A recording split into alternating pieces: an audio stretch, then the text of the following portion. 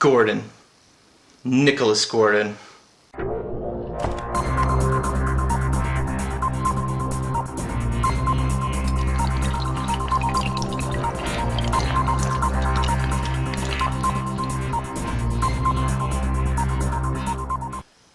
So, Spectre is the newest James Bond movie.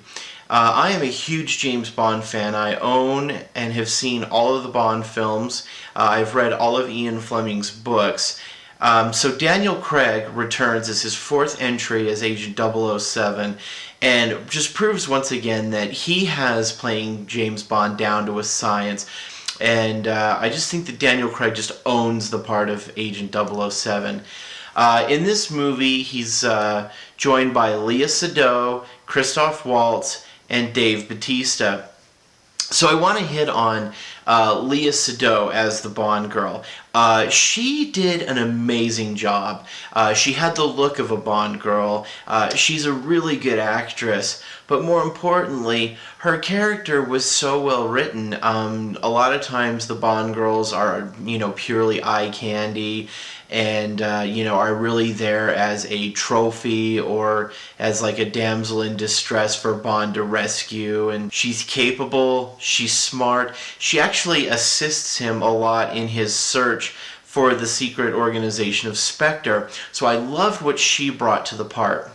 I also want to mention Christoph Waltz. He brings that old school megalomaniacal Bond villain, kind of a little larger than life, but also like a man with a plan, a man who is a threat to national security, in fact international security. He is the guy who is like 10 steps ahead of everybody. And you could just tell that Christoph Waltz was just having so much fun with this role, and in turn you get to have a lot of fun with him. I also want to talk about Dave Bautista as Mr. Hinks. He is the big heavy, he is the henchman, he definitely is in the tradition of Jaws, An Odd Job. He is that physical threat of Bond. A lot of times when James Bond goes up against a villain, that Bond is just going to own that guy. But in this movie, anytime that Mr. Hinks popped up, you get the sense that, like, holy cow, Bond is going to get his ass kicked now. So the one thing that I noticed right away is that Spectre is a beautifully shot movie. The choreography, the directing of this movie was top-notch. The opening scene that takes place in Mexico during the Day of the Dead celebration, the cinematography in that is just incredible. One of the most beautifully shot scenes that I've seen in a long time is our introduction to Christoph Waltz's character when he enters a meeting that Spectre is having. See him as a silhouette. It added a lot of mystique to his character. They also have this incredible car chase that they do in Rome. But again, there was no shaky cam. You never, you could always tell who's chasing who, what's going on. You never felt lost in the shuffle during the chase scene. And also on top of that, it was just an exhilarating chase scene. And then they also have a fight scene between Mr. Hinks and Bond on a train that was... it was probably one of the better fight scenes I've seen in a long time. I mean, these two were just, beating the crap out of each other, And so some of the criticism that has been laid on the movie is that Christoph Waltz is not in the movie that often. I believe he's in 3 scenes in the entire movie.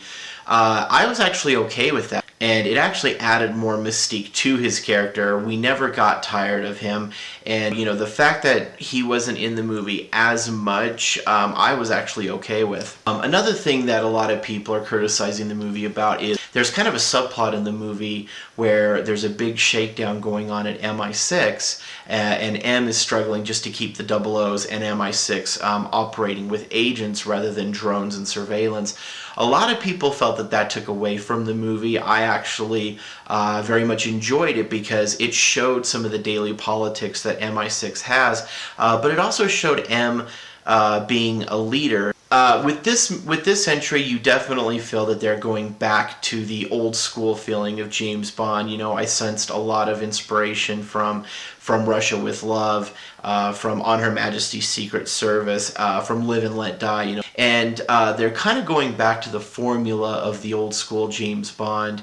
You know, Bond has a few more of the puns and the one-liners. Gadgets are making a comeback. You know, we have that megalomaniacal villain who has a super secret organization and his henchmen.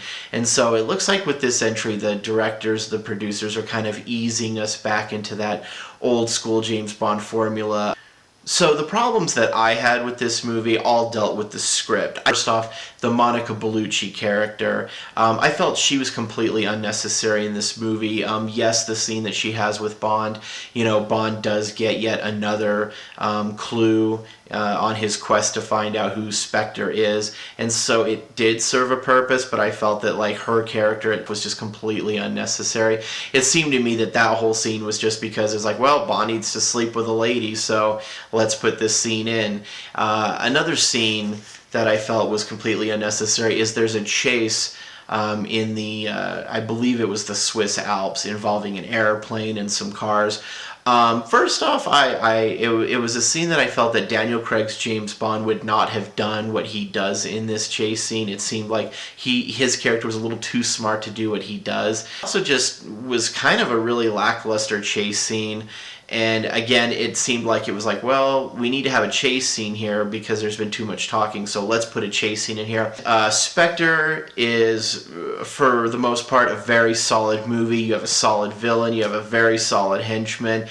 Again, Daniel Craig owns the part of James Bond. He's the best James Bond ever, in my opinion. I felt all the actors did an amazing job. The directing was really good. The action was amazing. You know, the choreography, all of that stuff just was perfectly handled. The little problems that I had with this movie were in the script, but I definitely think you should see Spectre.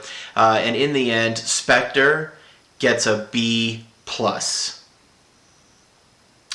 Alright guys, as always, thank you so much for watching. Please like and subscribe this video. Please like me on Facebook and follow me on Twitter. This has been The Fanboy, and I'll see you next time.